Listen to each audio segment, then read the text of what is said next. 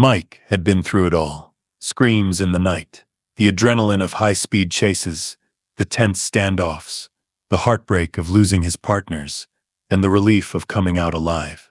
But through all of it, there had always been one constant in his life. Max, his K9 partner, loyal, fierce, and always by his side. The bond between them had formed over years of working together, their lives intertwined in a way that made them more than just a cop and his dog. They were a team, always there for each other, no matter what. It was the kind of bond that saved Mike's life more times than he could count. Max had pulled him out of dangerous situations, had alerted him to threats long before they became apparent. He trusted Max with his life. He always had, and he always would. But lately things had been off. It started one evening when Mike was sitting in his recliner, trying to relax after a long day of work. Max lay at his feet, as usual. It had become a routine. Mike would unwind with a drink in his hand while Max took his place at his side, content in the stillness. But tonight Max was acting strange. He hadn't moved from his spot, but there was something different about him. His ears were tilted forward, his body tense. Mike tried to ignore it, assuming Max was just picking up on the usual sounds of the house settling. But then it happened. Max growled. Mike frowned, glancing down at his dog, his hand instinctively reaching for the empty bottle on the table. "What's up, boy?" he asked, giving the dog a soft scratch behind the ears. Max's growl deepened. Mike's heart skipped a beat. He'd never heard that sound come from Max before. The dog was always so calm, so controlled. His behavior now, this growl, this odd tension in the air, it was unlike anything Mike had encountered. He took a deep breath, thinking maybe it was just his imagination. He reached down to give Max another scratch, but Max snapped his head away, as though trying to avoid the touch. "What's wrong?" Mike asked again, a bit more insistently this time. Max didn't answer, of course, but he did something Mike wasn't prepared for. He stood up and moved to the far side of the room, his body rigid, his eyes fixed on Mike. Max was still looking at him, but now there was a noticeable wariness in his posture. The growl continued, a low rumble that seemed to vibrate in the stillness of the room. Mike's chest tightened, a knot forming in his stomach. Max had always been an incredibly observant dog. He could read people's emotions. He could sense danger before anyone else. But this was something different. He took a hesitant step forward, thinking maybe Max was just in a strange mood. But Max's growl grew louder, more insistent, and now there was something else. Fear. Mike had never heard fear in Max's voice before. The sound hit him in the gut, and his heart sank. He didn't know what to do. He had never seen Max like this. Mike let out a long breath and stepped back, trying to calm himself. "All right, easy boy. What's going on?" he murmured. But Max only continued to growl, his eyes still locked onto Mike. It was then that Mike noticed something else.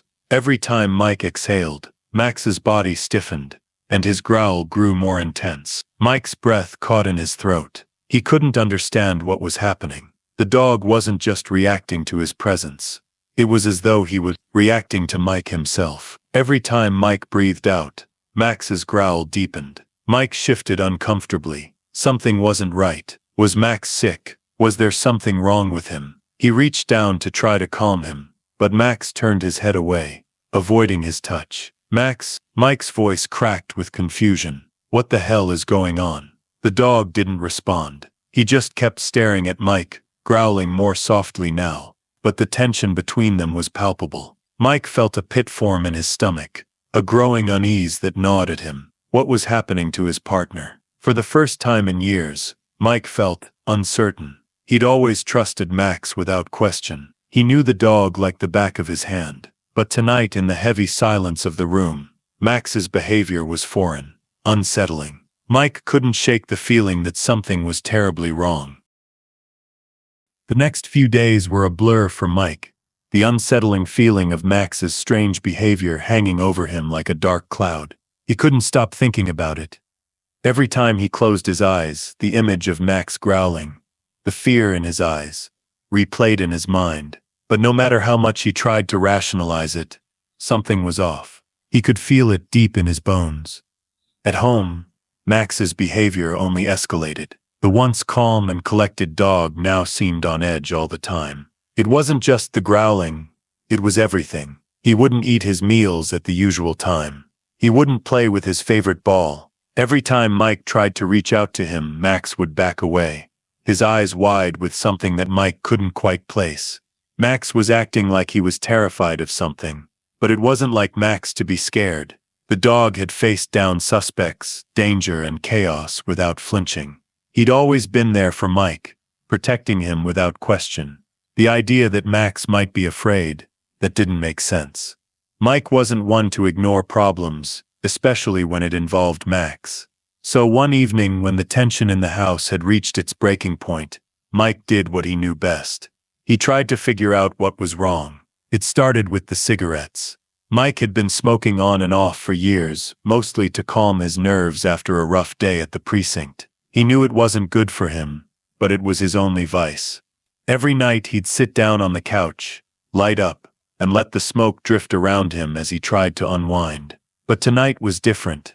As soon as he lit the cigarette, Max's reaction was instant. The dog let out a sharp bark, his ears flattened against his head, and he charged forward, lunging at Mike's wrist, teeth flashing. Mike barely had time to react before Max had knocked the cigarette out of his hand, causing it to drop onto the carpet. "God damn it, Max!" Mike shouted, furious as he reached to pick up the cigarette. He wasn't angry at the dog, he was frustrated. Why was Max acting like this? What the hell was going on? Max didn't back down. The dog stayed close, his body tense, his eyes fixated on Mike, almost as if he was guarding him from the cigarette, like it was some kind of enemy. Mike shook his head in disbelief, his anger slowly giving way to confusion. What was Max sensing that Mike couldn't? But Max wasn't done yet. As Mike sat back down trying to collect himself, Max kept whining, pawing at his chest, as if something was wrong. He scratched at Mike's shirt, trying to get his attention. His behavior was frantic, more insistent than ever, as if he was trying to communicate something that Mike wasn't understanding. "Stop it, Max," Mike barked, his patience running thin. But the dog didn't stop. He kept scratching, whining louder, until Mike couldn't ignore it anymore. Max was scared, that much was clear. But scared of what? Mike could only guess. Trying to calm himself, Mike grabbed Max by the collar, pulling him into his lap. "All right, boy, what's going on with you?" he muttered, more to himself than the dog. Max squirmed in his arms, not sitting still for a second. He kept shaking, his eyes wide with fear. Mike's mind raced. Was Max sensing something he couldn't see? A threat that Mike couldn't pick up on? Or was there something more to it than that? As he sat there, Max continued to struggle in his arms, whining and clawing at his chest, refusing to settle down. It was like the dog knew something Mike didn't, and whatever it was, it had to be important. The thought sent a cold shiver down Mike's spine. Later that night, the situation took a turn for the worse. Mike was getting ready for bed, still unable to shake the feeling that Max's odd behavior was somehow connected to something deeper. The dog was relentless, staying close to Mike the entire evening, refusing to leave his side. It was as though Max was afraid of something that had to do with Mike himself. When Mike made his way to the front door to grab his jacket, ready to leave for an early shift at the precinct, Max was already there. The dog was blocking the door, standing in the way, his body stiff and rigid. "Come on, Max. Move," Mike ordered, trying to push past him. But Max wouldn't budge. The dog's eyes were locked on him, and he refused to step aside. Mike's patience snapped. "Max, move," he snapped again, his voice rising. But Max only dug his paws into the floor, growling low in his throat, a sound that sent a wave of unease through Mike's chest. It wasn't the kind of growl that warned of a threat. It was the kind of growl that said, "You don't want to go there." Mike tried to force past him, but Max grabbed his sleeve, his jaws clamping down hard enough to make Mike wince. The dog's grip was unrelenting as he pulled at Mike's arm, refusing to let go. "What the hell, Max?" Mike shouted, pushing the dog back. But Max was having none of it. He lunged forward again, this time knocking Mike's feet out from under him, sending him stumbling to the floor. Max barked furiously, his body vibrating with tension. Mike felt a surge of anger. "You've got to be kidding me," he muttered under his breath. He shoved Max away with force, getting to his feet and brushing himself off. Max didn't stop. He just stood there, barking and growling, eyes wide and frantic, unwilling to let Mike go. The desperation in the dog's eyes hit Mike like a punch to the gut. This wasn't just stubbornness. Max was trying to tell him something. But what? Fuming, Mike stormed out of the house, slamming the door behind him. The last thing he heard before it clicked shut was Max's mournful howl. It echoed in Mike's ears as he made his way to the car, the knot in his stomach tightening. Max had never behaved like this before. There was something seriously wrong, something Mike couldn't figure out, but it was only a matter of time before he would have to face it. Mike's shift at the precinct was nothing short of chaotic, but the entire time, his mind kept drifting back to Max. He couldn't shake the feeling that something was terribly wrong. The dog's frantic behavior, his refusal to let Mike near him, the strange growls whenever Mike exhaled. It was all too much. Mike wasn't sure what was happening, but he knew one thing for certain.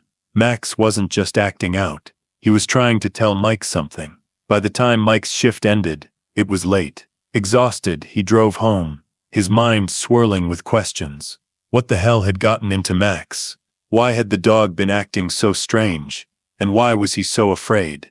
As he pulled into his driveway, Mike noticed something was off. The front door was slightly ajar, just a crack. His heart skipped a beat. Had there been a break-in? He quickly parked the car and rushed to the door, his hand on the gun at his side just in case. "Max," he called, stepping inside the house. The silence that greeted him was unsettling. Max's usual greeting, a wagging tail, a bark of excitement, was nowhere to be heard. Mike's eyes scanned the room, and his stomach dropped when he saw the damage. The living room was destroyed. Furniture was overturned. Books were scattered across the floor, and the coffee table was broken in half. It looked like a tornado had ripped through the place, and in the middle of the destruction sat Max. The dog was calm, almost too calm. He wagged his tail slowly, as if he had no idea what was going on. "Max," Mike whispered, a mix of anger and disbelief in his voice. What the hell happened here? Max just stared up at him, the same look of innocence on his face. But Mike wasn't buying it. This wasn't like Max. The dog had never acted this way before. Mike could tell that Max wasn't just acting out of boredom or frustration. There was something more to it, something deeper that Mike couldn't grasp. Suddenly, the police scanner crackled to life. Mike froze, listening closely. He could barely believe what he was hearing. "A German Shepherd has broken into the hospital emergency wing," the voice said. "Emergency services are responding. All available units, please stand by." Mike's heart raced. The voice on the scanner had described Max perfectly. He knew it without a doubt. Max had gone to the hospital. But why? What had driven him to do something like this? He wasted no time. Without thinking, Mike grabbed his jacket and rushed out the door, heading straight for the hospital. His mind raced with possibilities, none of them good. Was Max hurt? Had something happened to him? Mike couldn't shake the feeling that Max was trying to warn him about something he wasn't seeing. The drive to the hospital felt like it took forever, but eventually, Mike arrived, his tires screeching as he pulled into the parking lot. He jumped out of the car and rushed inside, his heart pounding in his chest. He could hear Max barking in the distance, the sound growing louder with each passing second. When he reached the emergency wing, the sight that greeted him made his blood run cold. Max was pinned down on the floor by hospital security, surrounded by a handful of staff members. The dog was still barking furiously, his eyes wild with panic. "What the hell is going on?" Mike demanded, rushing forward. One of the security guards looked up at him, clearly relieved to see a familiar face. "Detective, thank God you're here," the guard said, stepping aside to let Mike through. "Your dog, he's been causing a scene. We've never seen anything like it." Mike didn't waste time asking questions. He dropped to his knees beside Max, trying to calm him down. "Max, it's okay. It's me," Mike said softly, reaching out to the dog. Max immediately quieted down, though his body was still tense. his eyes darting around the room as though searching for something. "What's going on, Max?" Mike muttered, scratching behind the dog's ears. But Max wasn't calming in the usual way. He was pulling Mike toward the back of the emergency wing, tugging at his sleeve with his teeth, as if to urge him somewhere. Mike was confused, but he followed, his instincts telling him that Max was leading him somewhere important. They passed a few rooms before Max stopped abruptly in front of an exam room. The door was slightly ajar, and through the crack, Mike could see a doctor standing in front of an X-ray machine, reviewing some images. Max barked once, loud and sharp, and then he slammed his body against the door, nearly knocking it open. Mike's heart raced as he pushed the door open fully, seeing the doctor now looking at him, clearly irritated. "What's the matter with your dog, detective?" the doctor asked, his voice dripping with annoyance. "He's been acting like he's in a frenzy. First, he dragged me into an exam room. Then he started barking at the X-ray machine." Mike opened his mouth to speak, but Max had already moved forward, his body stiff as he barked again.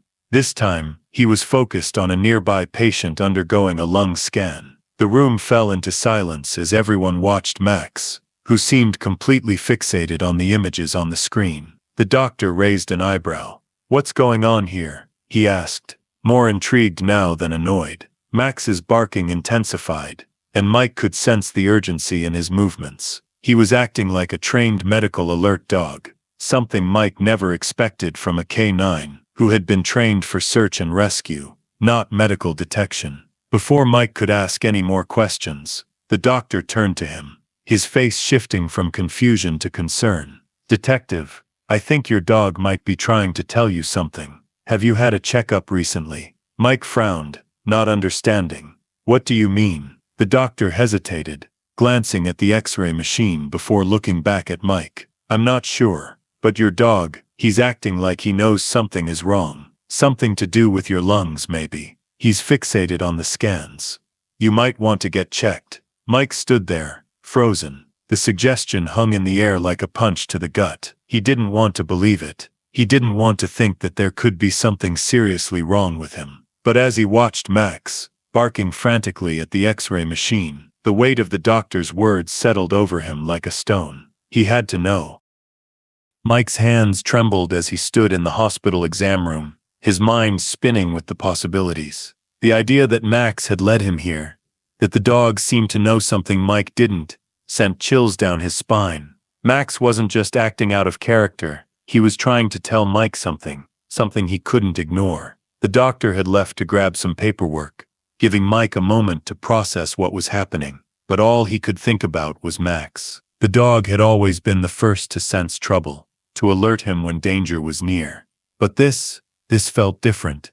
It wasn't just a warning, it was a call for help. Max sat beside him, still panting heavily, his eyes locked onto Mike with an intensity that made the hairs on the back of his neck stand up. The dog had been more than just a partner to Mike, he was family. And now it seemed that family was trying to save his life. Mike ran a hand through his hair, trying to steady himself. "What is it, Max?" he muttered under his breath. "What do you know that I don't?" Max gave a low whine, his tail thumping once on the floor, as if acknowledging Mike's question. It was clear that the dog wasn't going to let this go. He had a mission, and that mission was Mike's health. The door opened, and the doctor returned, a folder in his hand. He looked at Mike with a serious expression, and Mike immediately knew that this wasn't going to be good news. "Detective, I've reviewed the scans," the doctor said, his voice calm but heavy with concern. "I'm afraid there's something we need to talk about."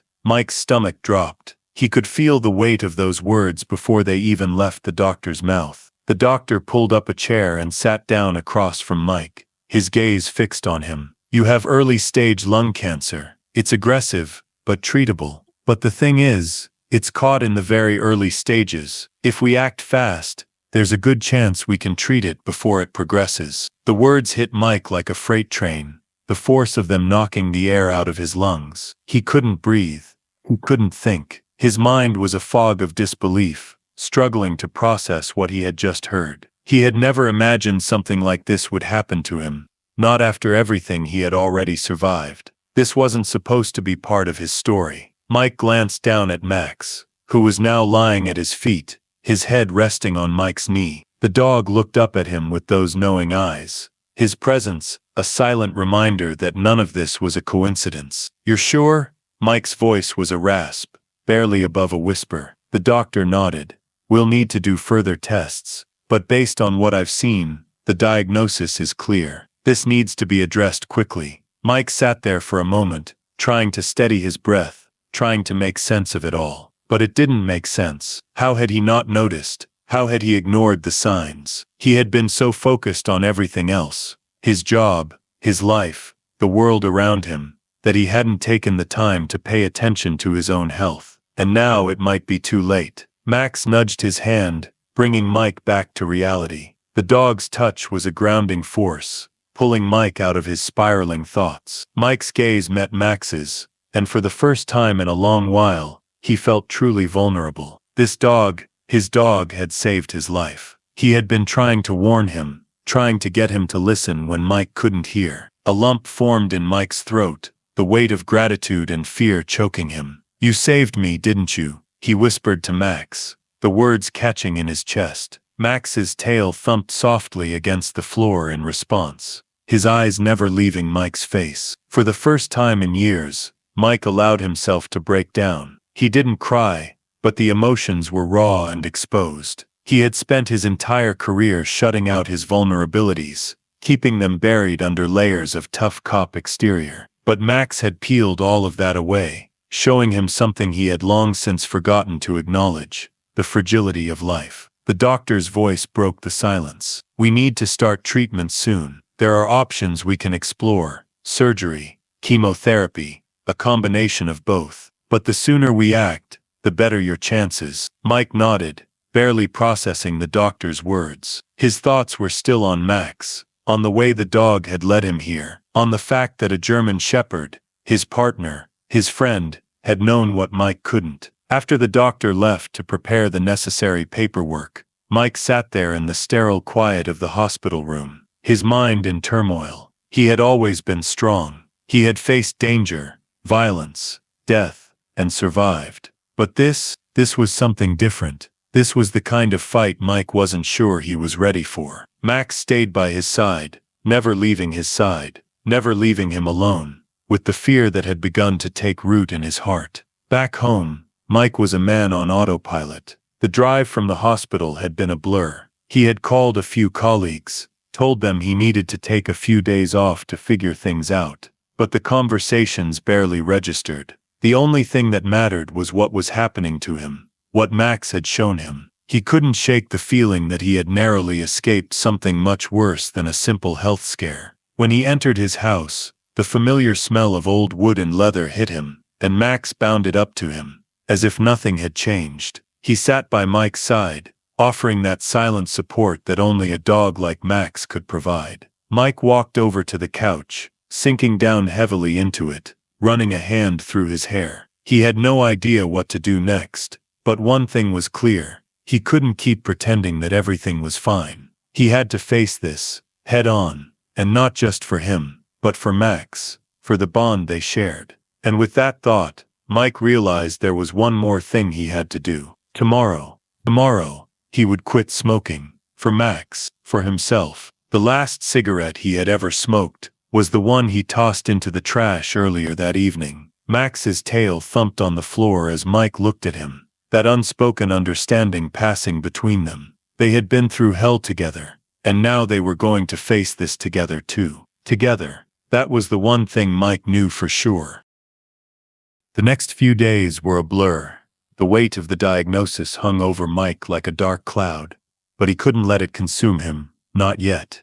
He still had work to do, things to handle, decisions to make. Every time he felt the fear creeping in, every time he doubted himself, he looked at Max. The dog was still there, still loyal, still waiting. And in a strange way, that gave Mike strength. The first few days without smoking were brutal. Mike had never quit before, never had the motivation to, but now every time the urge hit him, he remembered why he had to stop. He had to get better. He had to be strong, not just for himself, but for Max, the dog who had saved his life. Max seemed to know that things were changing. The once aggressive behavior had quieted down. No more growling when Mike exhaled. No more biting or frantic whining. It was as if Max had become more peaceful, more settled. Knowing that Mike was taking control of his health, he still kept his protective distance at times, still gave Mike that look, like he was always watching, always guarding. But there was a sense of calm now, and Mike needed that calm. One afternoon, Mike was sitting in the kitchen, looking over some paperwork. His fingers drummed lightly on the table, but his thoughts were far away. He was thinking about his next step, his treatment options, the uncertainty that lay ahead. He had a surgery scheduled for the following week, one that would hopefully remove the cancerous cells before they could spread. But even with the best doctors, the most promising prognosis, there was always the lingering doubt. Max, as if sensing the shift in Mike's thoughts, padded over to the kitchen, his nails clicking on the tile floor. The dog nudged Mike's leg with his nose, a gentle reminder that he wasn't alone. Mike looked down at him and smiled, feeling a wave of gratitude wash over him. "Thanks, buddy," he murmured, running a hand over Max's head. "I'm gonna be all right." Max's tail thumped once against the floor, a simple gesture that somehow made Mike feel more confident. It was as if the dog was telling him that everything would be okay, that they would get through this together. Mike knew the journey ahead wasn't going to be easy.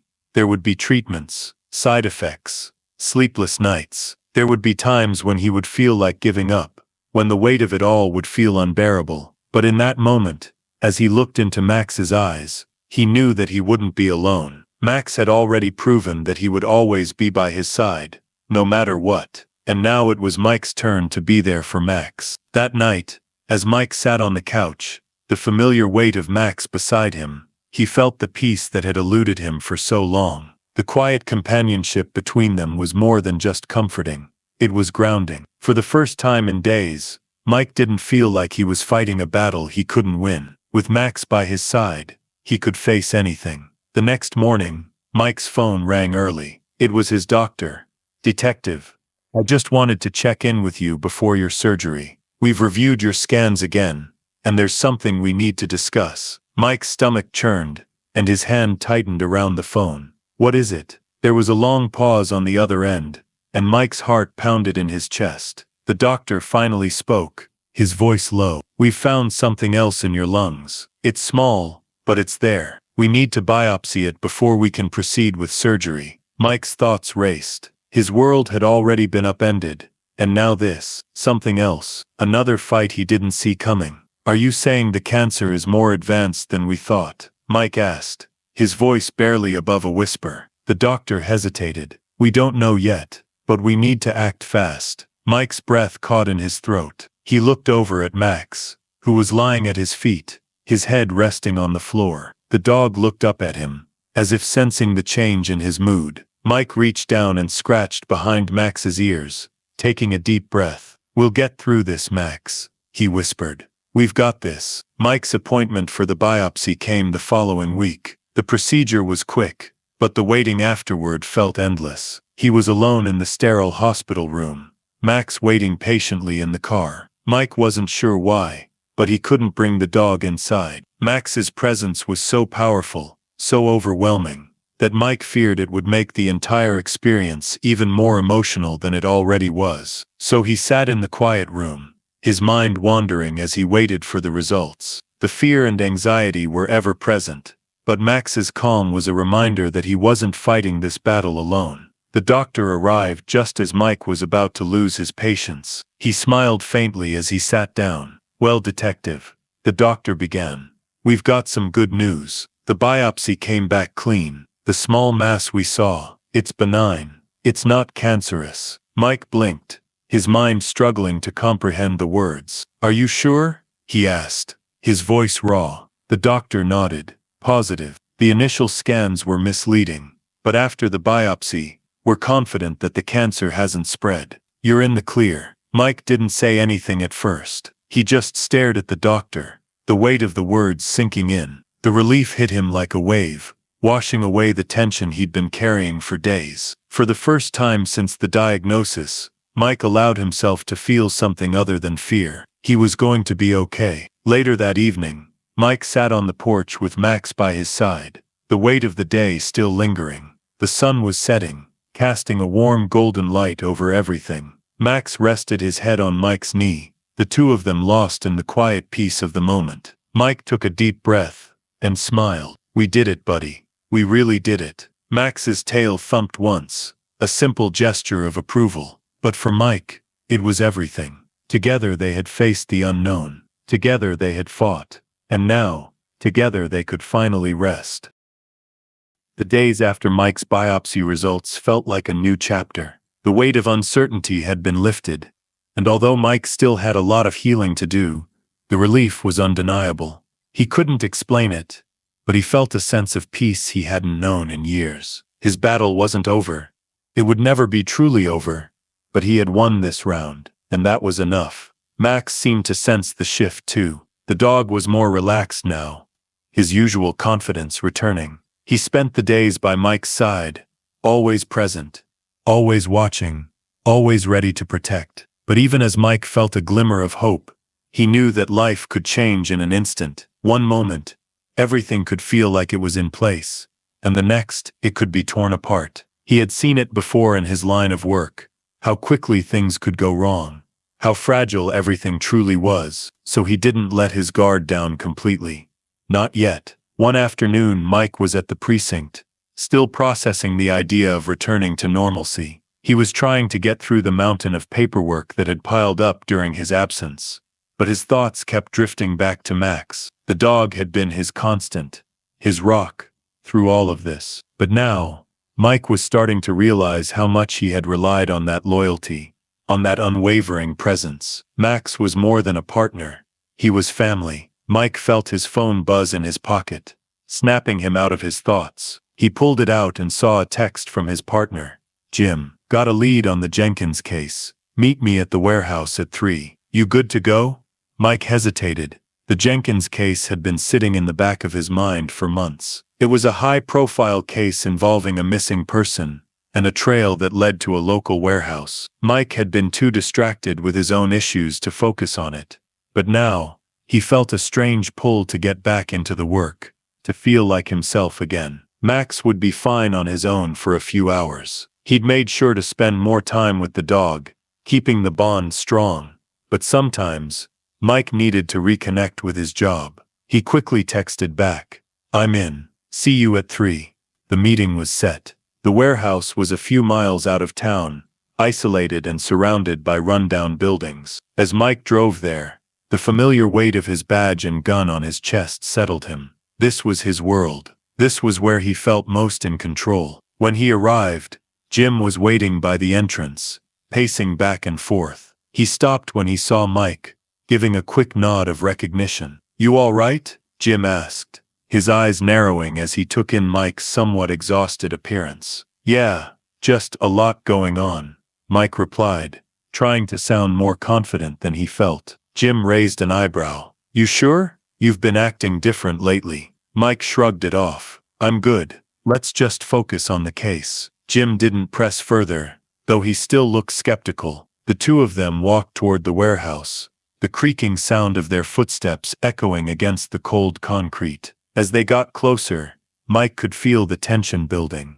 The Jenkins case had been messy from the start. There were a lot of leads, but none of them had been solid enough to go after. They had been waiting for something to give them the break they needed. And now, here they were. The warehouse loomed in front of them, dark and foreboding. Mike's hand instinctively went to his gun, his senses on high alert. Jim had already pulled his own weapon, scanning the area with trained eyes. "Stay sharp," Mike muttered. He wasn't sure why, but something didn't feel right. The two of them slowly made their way inside, the dim light from the overhead bulbs casting long shadows across the warehouse floor. The air was thick with dust, and the faint smell of oil. There was a strange quiet here, one that made Mike's skin crawl. As they walked deeper into the warehouse, Mike could feel the tension in his body rise. He wasn't sure why, but his mind kept drifting back to Max. He hadn't left the dog at home alone for this long in weeks. Something about it didn't sit right. "Mike,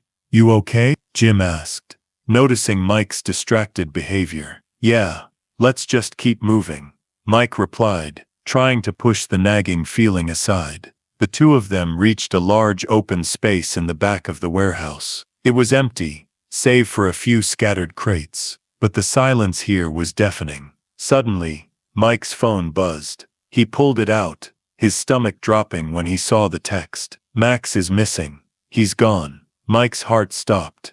What the hell? Jim asked, noticing the change in Mike's face. Without saying another word, Mike turned and sprinted for the exit, his mind racing. He couldn't think about the case anymore. Max was gone. His loyal companion, the one who had saved his life, was missing. He was just about to jump into his car when his phone buzzed again. "We've found Max. He's at the hospital. Come quick." Mike's relief was short-lived, and his heart pounded as he sped to the hospital. The urgency in every turn of the wheel. The world had flipped upside down once again. When Mike arrived at the hospital, he didn't wait for anyone to explain. He rushed through the doors, his heart in his throat. Max was there, but there was something off, something Mike couldn't quite place. Max was standing in the middle of the waiting area, but he wasn't alone. A doctor stood beside him, looking worried but confused. "Detective," the doctor said, looking up as Mike approached. "I'm glad you're here. Your dog, well, he's been acting strange again." Mike's heart sank. "What do you mean strange?" The doctor gestured toward Max, who stood there, his body rigid, his eyes fixed on Mike. The dog didn't move, didn't react to Mike's presence. "Max," Mike called softly. Max let out a low growl, something that wasn't quite right. He didn't move, didn't come running like he usually did. It was like he was waiting for something. Mike took a cautious step forward, his breath shallow as he reached out for the dog. Max growled louder now, a sound of warning, not fear. Something wasn't right. "Max, it's me," Mike said, his voice trembling slightly. The dog barked sharply, the sound echoing in the hospital hallway. Max's growl grew more frantic, and Mike's heart twisted in his chest. What was happening? Why was Max so agitated? Then it hit him. The warning. Max wasn't just trying to protect him. He was trying to save him again. The growls, the refusal to approach, the sense of urgency. It all made sense now. Max was trying to warn him of something Mike hadn't seen coming. Mike's chest tightened as Max's growls echoed through the hospital corridor. The familiar sound was twisted, tinged with desperation, not the calm, protective growls Mike had grown used to. There was something off, something that made every instinct in Mike's body scream to be careful. Max had been his partner through countless dangers, but tonight, it was as if the dog knew something Mike couldn't see, something lurking just out of reach. The doctor standing next to Max was just as confused as Mike. "We've never seen him act like this. He seems to be fixated on something, but we can't figure out what." Mike didn't wait for the doctor to finish. His instincts kicked in, and he slowly approached Max, keeping his movements deliberate. "Calm, easy boy," Mike whispered, crouching down to Max's level, his heart hammering in his chest. "What's wrong, Max?" But the dog didn't respond as expected. Instead of coming toward Mike, Max took a few steps backward, his body rigid, his eyes darting from Mike to the hallway beyond them. His growl deepened, more menacing, more urgent. Mike's blood ran cold. Whatever was happening, it wasn't just about Max anymore. Something was coming. Something had changed. "Max, what is it?" Mike asked again, his voice low, trying to coax the dog back to him. Max barked sharply, the sound vibrating through the empty hallway. It was then that Mike heard it, the faintest sound in the distance. At first it was so soft, he thought he might have imagined it, but as the seconds stretched, it became clearer. Footsteps, heavy, deliberate. Mike's heart skipped a beat. He looked up at the doctor, whose face had gone pale. "Is there anyone else here?" Mike asked, his voice tight. The doctor shook his head. "No, detective. It's just you and your dog." But Mike didn't need confirmation. He could feel it in his gut, the unmistakable feeling of danger creeping closer. The footsteps were getting louder now, and Mike's mind raced. He didn't know who or what was out there, but he could sense that something was coming for them. Before he could react, the door at the far end of the hallway creaked open, and a figure stepped through. A man, tall and broad-shouldered, wearing a dark hoodie that obscured his face. He moved with a purpose, his footsteps almost too quiet for someone of his size, but every step seemed to echo in Mike's head. Max, still growling, took a step forward, his body stiff, blocking Mike from the stranger's path. The tension in the air was thick, suffocating. "Stay back," Mike warned, his hand instinctively going to the gun holstered at his side. "Who are you?" The figure didn't respond. Instead, he reached into his jacket, pulling out something small and metallic, too quick for Mike to identify at first. Without thinking, Mike stepped forward, his training kicking in, the adrenaline flooding his system. "Drop it," he shouted, his voice sharp. The man didn't hesitate. He lunged. Everything happened so fast. Max reacted before Mike could, launching himself at the stranger with a speed that left Mike stunned. The dog's jaws snapped. The man's arm pinned in the dog's grip as he tried to shake Max off. Mike was in motion before he could register the danger, pulling his gun, aiming it at the man. "Freeze," Mike commanded.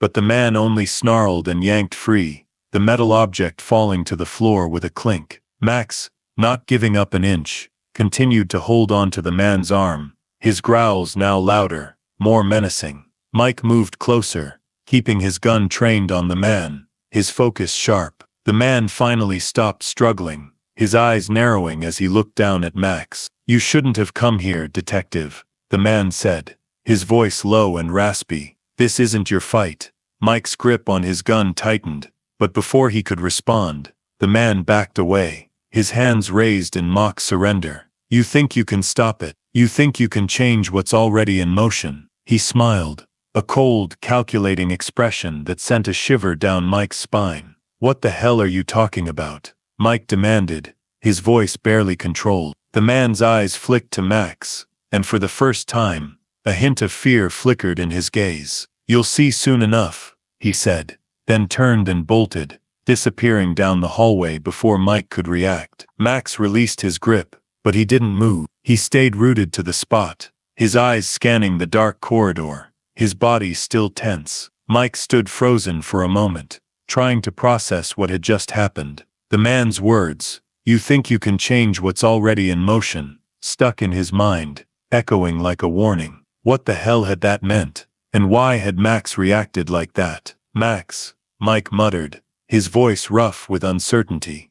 "What's going on, buddy?" The dog, ever vigilant, didn't respond, but Mike could see it in his eyes. Max was ready for whatever was coming next. The rest of the night was a blur of phone calls, police reports, and half-answers. The hospital's security footage revealed little. The man had disappeared without a trace, leaving no clues behind. Mike was left with more questions than answers, his mind still reeling from the encounter. He couldn't shake the feeling that something much larger was at play, something darker than he could have imagined. He walked back to his car, his mind swirling with unanswered questions. Max, still by his side, walked with a quiet purpose, his ears alert, his steps steady. Mike didn't need to look down to know that the dog was just as unsettled as he was. As Mike drove home, his thoughts turned inward. The man's cryptic words haunted him, and the way Max had reacted, the dog's protectiveness,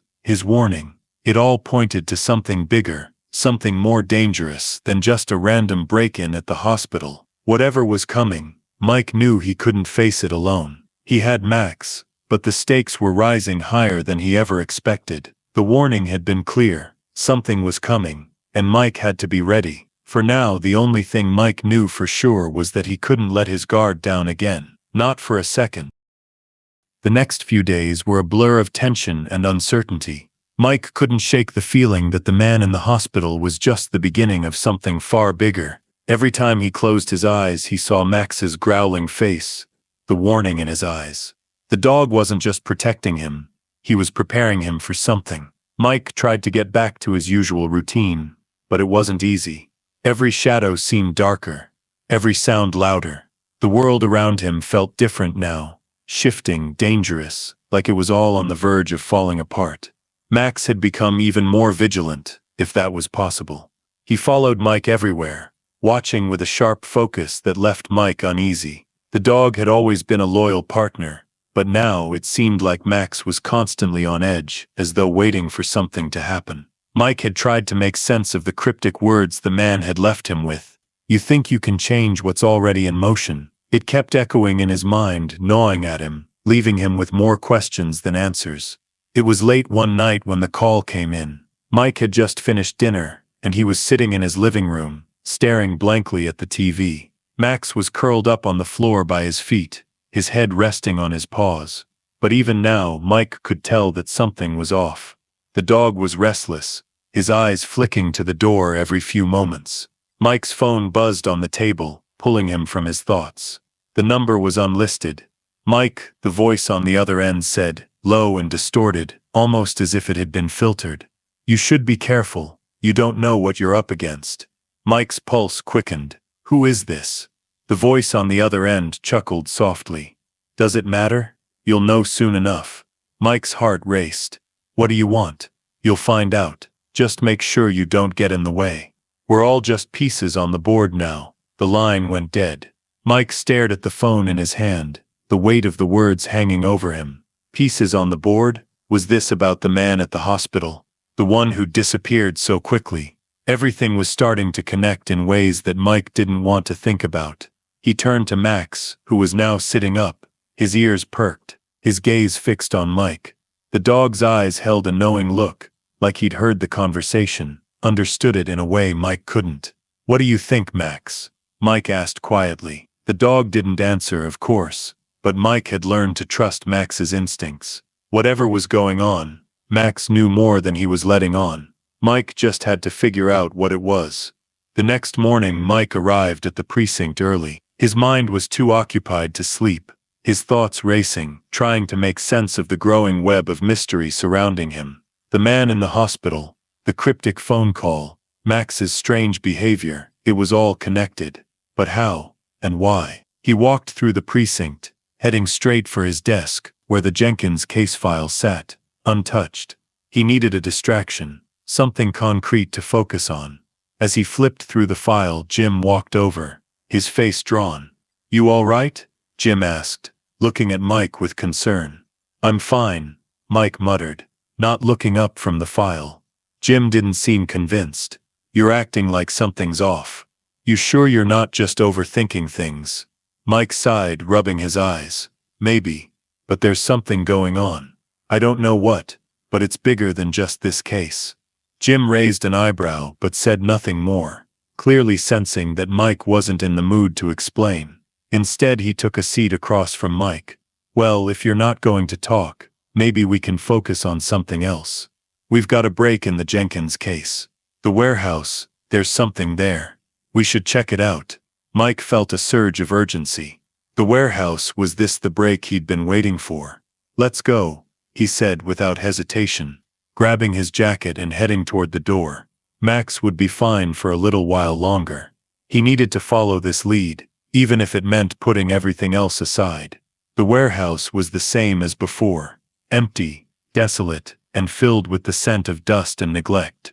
But this time there was something different in the air. A sense of anticipation, like the calm before a storm. Jim led the way, his flashlight cutting through the darkness. "You sure about this, Mike?" he asked, his voice echoing in the emptiness. Mike nodded, though he couldn't shake the feeling that something was about to go terribly wrong. "We've got to check it out. Whatever's going on, it's all connected." They moved deeper into the warehouse, their footsteps heavy on the concrete floor. As they rounded a corner, Mike's flashlight caught something strange. A large crate, pushed against the wall, partially hidden behind a stack of old equipment. "What the hell?" Jim muttered, walking toward it. Mike followed, his instincts screaming at him to be cautious. The crate wasn't sealed tightly, and as they pried it open, a cold chill ran down Mike's spine. Inside were stacks of papers, files, documents, some marked with familiar names. Jenkins, several other missing persons. The pieces were falling into place. "This isn't just about Jenkins," Mike said, his voice tight. "This is bigger." Jim looked over at him, his expression serious. What are you saying, Mike? Before Mike could answer, there was a sound from behind them, footsteps, fast and deliberate. Jim spun around, pulling his gun from his holster. Who's there? A figure stepped into the light. It was the man from the hospital, the one who had warned Mike. His face was partially obscured by a mask, but Mike recognized him immediately. You shouldn't have come here, the man said, his voice low and threatening. Mike's heart raced. The fight was about to begin. This wasn't just about Jenkins anymore. This was about something much darker, and he was in the middle of it. Max had been right. Everything had been leading to this moment.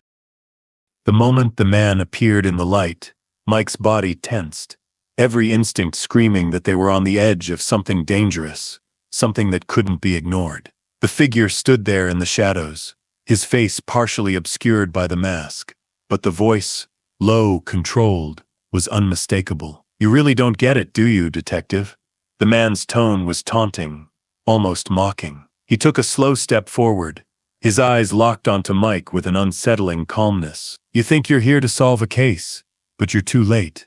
You've already played into the game. Jim moved instinctively, his hand gripping his gun tighter. We don't have time for this, he snapped. Drop your weapon and surrender. But the man only laughed, the sound cold and eerie. You don't understand. This isn't about you or your case, or even your precious dog. This is about something much bigger. You're all just pieces. Mike's stomach twisted. The man's words were like a punch to the gut, but he refused to show any weakness. Who are you? Mike demanded, his voice steady despite the rising sense of dread in his chest. The man didn't answer immediately. Instead, he glanced toward the stacks of papers, the documents that Mike and Jim had uncovered just moments ago. Those aren't just missing persons files, the man said, his voice slipping into a dark, conspiratorial tone. Those are the threads of something that has been carefully woven for years, and now it's unraveling. Mike could feel the weight of the situation sinking in. The papers in front of him weren't just part of a case.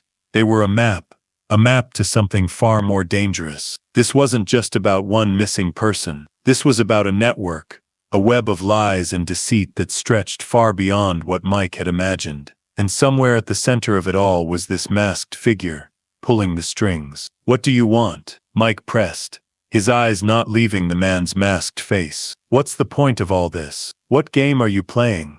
The man's expression shifted behind the mask. It was subtle, but Mike caught it. A flicker of something, almost like a smirk.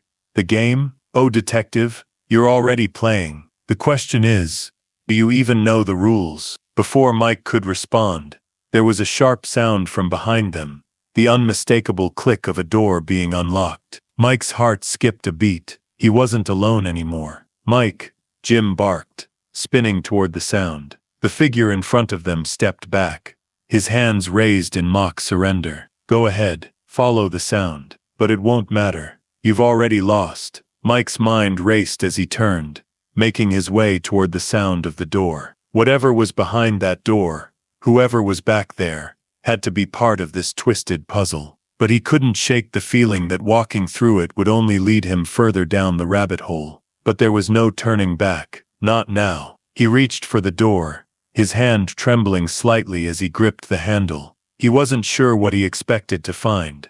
More people, more answers, or perhaps something even more sinister. But when he opened it, what he found was worse than anything he could have imagined. It was a room, a small darkened space, filled with monitors and blinking lights. A control center, but not like anything Mike had ever seen before. The walls were lined with files, more missing persons reports, photographs, and documents. But there was something even more chilling about the room. The monitors on the wall were all focused on different locations, empty streets, buildings, homes, but they weren't just cameras. They were tracking devices, constantly moving, constantly watching. And standing in the middle of it all, hands folded calmly behind his back, was someone Mike had never expected to see. Well, well, the man said, turning slowly to face him. His voice was calm, almost clinical. I was wondering when you'd make it here. Mike's stomach twisted. He recognized this man. His face was unmistakable. It was someone from his past, someone he'd known, someone who had been involved in a case years ago. But what was he doing here? What was he involved in? The man smiled, a cold, calculating expression. You've been chasing ghosts, detective, but I'm the one who's been pulling the strings all along. Mike's breath caught in his throat. You've been behind all of this. The man nodded slowly.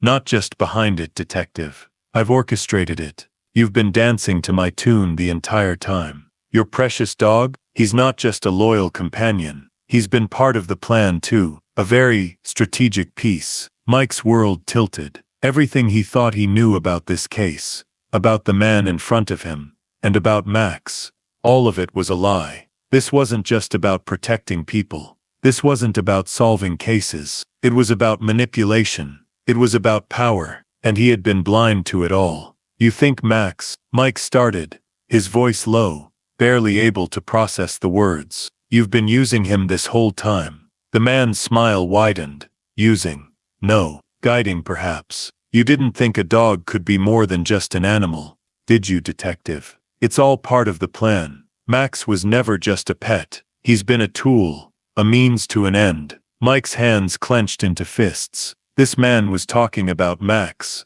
like he was just another piece of equipment, a pawn in some twisted game. And Mike had been so blind, so trusting, that he never saw it coming. Why? Why all of this? Mike demanded, his voice rising now. What's the point of it all? The man stepped forward, his gaze never leaving Mike's. The point, detective, is control. You were never meant to win. You were always meant to be part of the bigger picture. Max, you, everyone who's been involved in this case, all of you are just pieces in a game that's far beyond you. Mike took a step back, his mind racing, his thoughts scrambling to keep up with the magnitude of what he was hearing. He had been caught in something so much bigger than he had ever imagined, and now, it was too late to turn back. The pieces were already in motion, and all he could do now was play the game. Mike's heart hammered in his chest, his mind still trying to wrap around the enormity of what he was hearing. The man in front of him wasn't just a criminal. He was the mastermind behind it all, the shadow pulling the strings, manipulating everything Mike had worked for, everything he had believed in. You're telling me that everything, all of it, was just part of your plan? Mike asked, his voice shaking with a mix of disbelief and anger. The missing people, Jenkins, Max, everything. The man nodded slowly, his smile unwavering. Everything, detective. It's all been carefully orchestrated. The missing persons, they're just casualties of a bigger cause. Jenkins, just another piece. And Max, he's been my watchful eye. I knew you'd come after him. I knew you'd trust him. That's why I put him in your path. Mike's breath caught in his throat. He turned to look at Max, who was still standing by his side, eyes locked on the man in front of them. The dog had always been his rock, his protector. But now it felt like Max was part of something he couldn't understand. Something far more sinister. You think I don't know how this game works, Mike? The man's voice was colder now, sharper. I've been watching you, just like I've been watching everyone else, and I knew eventually you'd come here. But you're too late. Mike clenched his jaw, his fists tightening. He wanted to lash out, to end this man's twisted plans once and for all, but the anger inside him was drowning in confusion. How could he have been so blind? How could he not see what was happening right in front of him? What do you want? Mike demanded, his voice strained but firm. Why all of this? What's the end game? The man's smile deepened, the darkness in his eyes becoming more pronounced. The endgame, detective, is control. You've been playing into my hands this whole time, and now it's almost finished. I've set everything in motion, and there's no stopping it now. You're not in charge anymore. You never were. Mike's gut twisted. What happens now? What do you want me to do? The man chuckled darkly, the sound echoing in the sterile room. What do I want you to do? Nothing. You're not part of this anymore, Mike. You were just the distraction, the test. The real players are already in position, and soon it'll all fall into place. You'll see. Mike's mind raced as he tried to make sense of the man's words, but they didn't add up. This wasn't just about some conspiracy, some crime syndicate.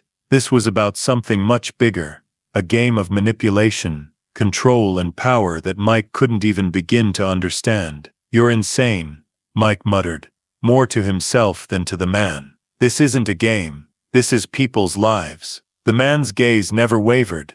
People are just pawns, Mike. And you, my friend, are just another piece. Without warning, the man turned away, his footsteps echoing through the room. This ends now, detective. You've made it this far. But this is where your journey ends. Mike's pulse raced, his instinct screaming that this was it, the moment when everything would change. He couldn't let this man win. He couldn't let all of this, the pain, the lives lost, the manipulations, be in vain. Before Mike could react, the door to the control room slammed shut behind him, and he was plunged into darkness. Panic surged in his chest as he fumbled for his phone, desperately trying to get a signal. But the screen was blank, no service. He was trapped. Max, however, didn't flinch. The dog stood perfectly still, his gaze focused on the door the man had disappeared through. Mike could feel the tension in the air, like the calm before a storm. Whatever this man had planned, Mike knew one thing for certain.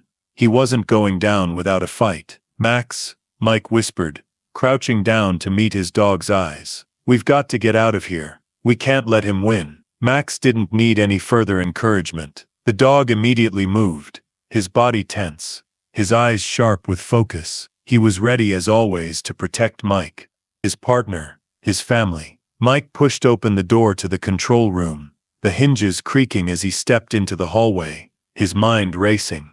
The man might have thought he was in control, but Mike wasn't going to let him dictate how this ended. He had one chance, one shot to stop this madness, and he wasn't going to waste it. They moved quickly through the darkened halls, Mike's flashlight casting fleeting shadows on the walls. Max stayed by his side, alert, ready for anything. The air was thick with the weight of everything that had happened. But Mike refused to let fear take over. He had come too far. He had lost too much. He wasn't going to let this man destroy everything he'd fought for. As they turned a corner, Mike spotted the faint glow of a security camera ahead. He had to move quickly, get out of the building before the man realized they were onto him. But then he heard it. The unmistakable sound of footsteps running, heavy, determined, coming from behind them. Mike turned, his heart pounding. There was no time to hesitate. They had to act fast. Max, Mike shouted, pushing the dog ahead of him. Go. Max bolted down the hallway, his powerful legs carrying him swiftly toward the exit. Mike wasn't far behind, adrenaline pushing him forward. But the footsteps were getting closer, louder. They had to get out now. They reached the door to the main exit, but just as Mike grabbed the handle, it slammed shut, locking them inside. Panic surged through him as he turned to look around. The only way out was through the back, down the dark stairwell that led to the basement. Max's eyes never left Mike. As they sprinted toward the stairwell, the sound of their footsteps echoing in the silence. They had no time to waste. They were running out of options. The moment they reached the bottom of the stairwell, they were met with the harsh glare of a spotlight. Figures surrounded them. Masked men, their weapons raised, their expressions cold. Mike's breath caught in his throat. This was it. They were cornered. But even as the figures closed in, Max stood strong, his body tense, his growl low and dangerous. Mike could feel the dog's determination, his loyalty, his refusal to back down. And in that moment, Mike realized something. They had been playing this man's game all along, but now it was his turn. He would fight for everything, for Max, for the truth, for justice. This wasn't over, not by a long shot.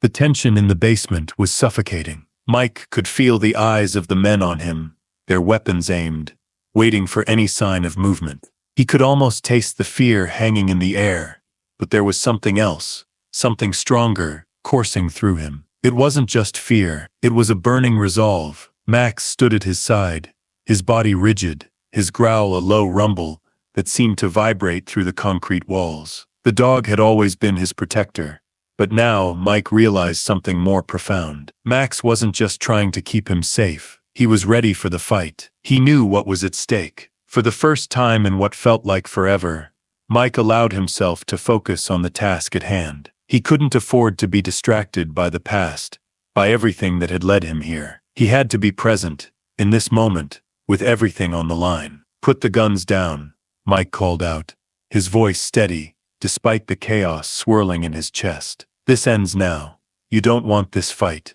One of the men, taller than the others, took a step forward, his eyes locked on Mike. You're in no position to make demands, detective, the man said, his voice low and menacing. This is where it ends for you. Mike didn't flinch. He took a slow breath, his hand never leaving the grip of his weapon. Max's growl grew louder, a warning that cut through the tension. Stay back, Mike warned. You don't know who you're dealing with. The man smirked, but Mike could see the hesitation in his eyes. He wasn't as confident as he was pretending to be. They were closing in, yes, but something was off. Mike wasn't alone. He had Max, and that made all the difference. Suddenly, the sound of footsteps behind them made Mike snap his head toward the staircase. Another figure emerged from the shadows, a figure he hadn't expected to see again. It was the man from the hospital, the one who had started it all, the one who had warned Mike, the one who had set the entire series of events into motion. You're still here, detective. The man's voice was cold, his words dripping with contempt. I thought you'd be long gone by now. Mike's grip on his gun tightened, but his mind was already working. This wasn't just about him anymore. This was about Max, about everyone who had been dragged into this web of lies and manipulation. You've been behind all of this, Mike said, his voice low but full of certainty. You've been pulling the strings the whole time. The man didn't deny it. He only smiled, his eyes glinting in the dim light. Of course, but it's too late now, detective. You can't stop what's already in motion. Mike could feel the weight of the moment pressing down on him. The world around him seemed to freeze, the air thick with anticipation. He didn't know what was going to happen next, but he knew one thing for sure. He couldn't give up, not now. He took another step forward, his eyes never leaving the man's face. You think I'm scared of you? You think you've won? The man's smirk faltered for a moment, and Mike saw the flicker of doubt in his eyes. That was all it took, that one moment of hesitation. Mike didn't wait for another second. He lunged forward, Max at his side, the dog moving with the precision and speed Mike had come to rely on. In a blur of motion, Max was on the man, knocking him to the ground with a force that left the air heavy with the sound of impact. Mike followed quickly, gun drawn, ready to finish this. But before Mike could reach him, the other men closed in, their weapons raised, prepared to fight. The standoff was on. This was the moment they had been building toward, the moment Mike had been preparing for, with everything on the line. Max fought with the ferocity of a warrior, his teeth bared, his growls a constant reminder that he was more than just a dog. He was Mike's partner, his ally, his family. Mike's mind raced, calculating every move, every possible outcome. He couldn't afford to lose this battle. He couldn't afford to let these men, this network, win. The fight was chaotic, a blur of gunfire and shouting. But Mike and Max were a well-oiled machine, their movements synchronized, their partnership a force that couldn't be stopped. Mike shot, Max attacked. Together they overwhelmed the men in front of them, pushing them back, forcing them into submission. But it wasn't over yet. The man from the hospital, the one who had masterminded everything, scrambled to his feet, his hand reaching for something, a small device hidden in his pocket. Mike didn't hesitate. He moved faster than he ever had before, diving at the man, knocking the device from his hand just as he pressed a button. The man looked up at Mike, eyes full of fury and defeat. You don't know what you've done, he spat, his voice filled with venom. You've ruined everything. Mike didn't respond. There was nothing left to say. He had done what needed to be done. The man had been defeated, and the web of lies, the conspiracy that had threatened to destroy everything Mike had worked for, was finally unraveling. Max stood beside Mike, his body tense, his chest heaving, but the fight was over. For now, Mike's pulse began to slow as he stood over the man, his gun still trained on him. It's over, Mike said, his voice cold but final. You lost. The man didn't respond. He didn't need to. The fight was done. Mike had won. They left the warehouse together, the night air cool against their skin. The chaos, the violence, it was behind them now. But Mike knew the scars would remain. This battle had changed everything. He had seen the truth. He had faced the darkness, and come out the other side. But it wasn't over yet. Max walked beside him, steady and strong, as always. They had fought together.